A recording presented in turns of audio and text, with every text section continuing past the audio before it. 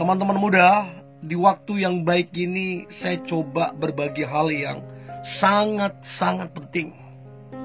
Dan engkau perlu untuk mendengarkan ini, terkhusus kamu yang sedang berpacaran ataupun menjalin hubungan. Nah, saya coba berbagi tentang ciri pacar membawa kerugian padamu.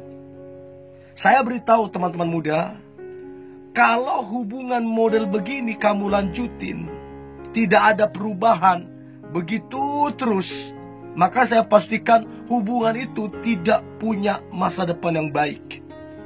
Karena pacarmu hanya merugikan sifatnya ke kamu, hanya memanfaatkan kamunya. Dan saya berharap apa yang coba saya bagikan ini membuatmu jadi peka, membuatmu jadi tajam menilai dan tegas dalam bersikap. So, berikut ciri pacar membawa kerugian padamu.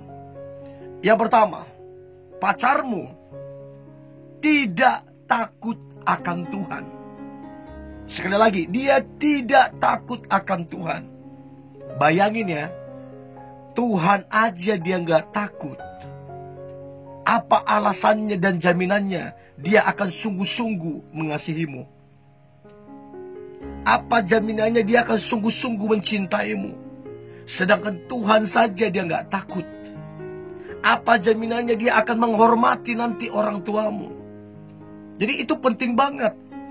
Penting banget.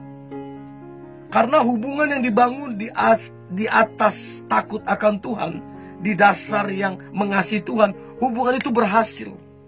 Hubungan itu punya masa depan. Hubungan itu diberkati sama Tuhan. Jadi, coba cek apakah pacarmu takut akan Tuhan atau tidak.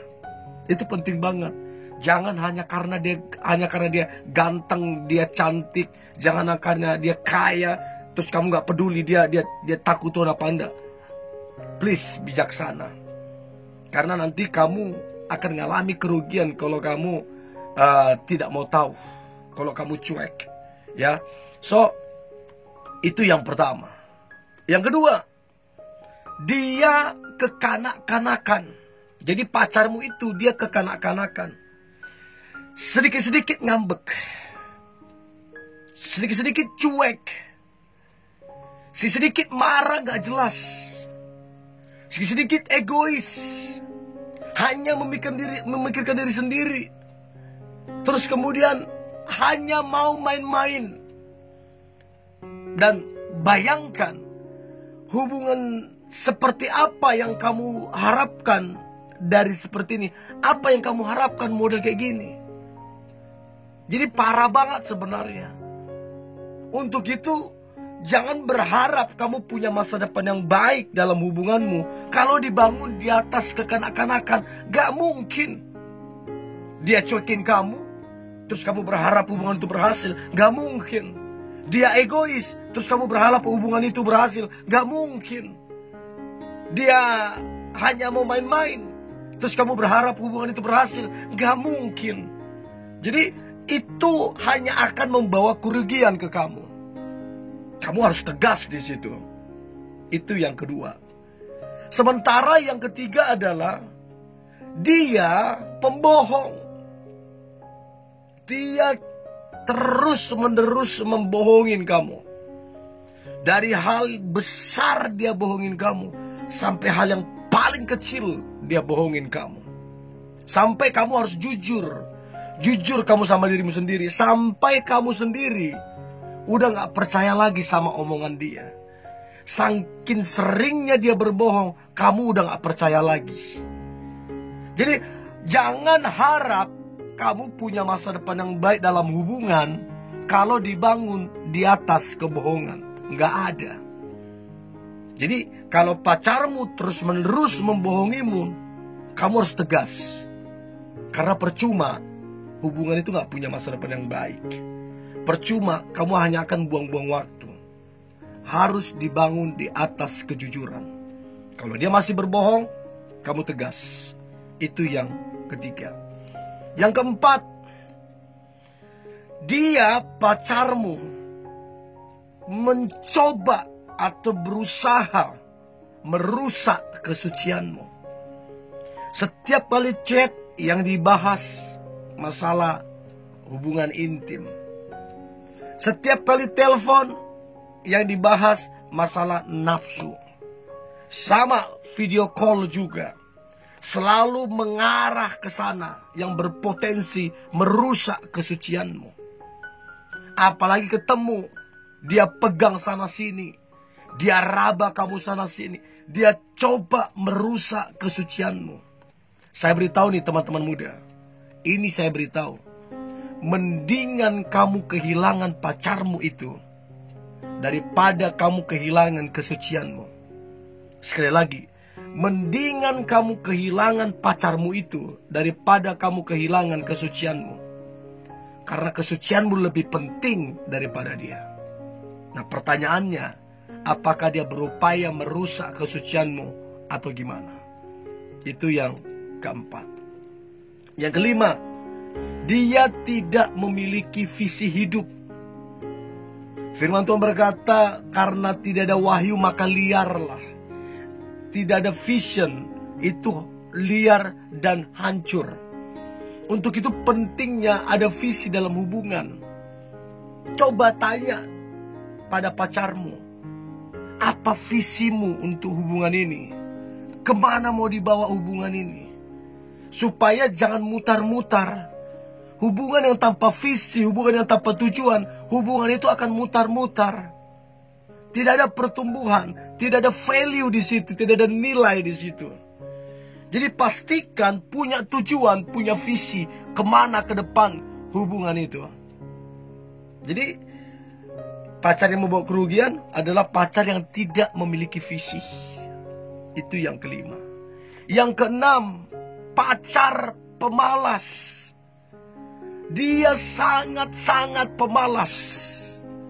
Sangat-sangat pemalas. Mencari-cari alasan untuk berkompromi dengan kemalasannya. Saya beritahu nih, tidak mungkin akan berhasil, tidak akan mungkin diberkati Tuhan kalau pemalas. Firman Tuhan berkata, pemalas akan diserbu kesusahan, akan diserbu kelaparan. Sementara orang rajin akan pegang kekuasaan, akan makan sampai kenyang. Jadi pentingnya bekerja keras. Jadi kalau pacarmu pemalas, suatu saat nanti kamu akan diserbu kelaparan. Kamu akan diserbu kesusahan. Jadi kamu harus tegas di situ. Itu yang keenam. Yang ketujuh, dia tidak menghargai orang tuamu. Ya, bayangin, masih pacar aja dia tidak menghormati orang tuamu dan tidak menghormati orang tuanya. Jadi orang ini memang gak bener. Orang tuanya gak dihormati, orang tuamu gak dihormati, atau kamu pun tidak dihormati. Jadi ini sangat merugikan. Kamu harus tegas. Bagaimana mungkin akan ada keberhasilan kalau tidak ada penghormatan? Bagaimana mungkin? Sama di kerjaan. Bagaimana mungkin akan berhasil di pekerjaan kalau tidak menghormati atasan? Sama di keluarga. Bagaimana mungkin akan berhasil kalau tidak ada saling menghormati? Begitu juga di hubungan. Harus ada penghormatan. Ya, itu yang ketujuh. Yang kedelapan, dia yang terus bersungut-sungut. Selalu bersungut-sungut. Inilah anulah, inilah anulah. Padahal diberkati. Padahal ada, tapi bersungut, terus bersungut. Nah, pacar model kayak gini akan merugikan, akan menambah beban, akan membuat kita kesal, akan membuat kita marah, dan lain-lain. Itu yang kedelapan. Yang kesembilan, pacar yang tidak berhikmat. Pokoknya emosinya aja yang dia pakai. Gak berpikir dua kali. Udah, pokoknya kalau dia emosi, udah kalap mata, udah. Akhirnya dia rugi, gak berhikmat. Dan yang terakhir, dia yang tidak sabaran. Apa-apa maunya cepat, apa-apa maunya cepat. Gak sabar.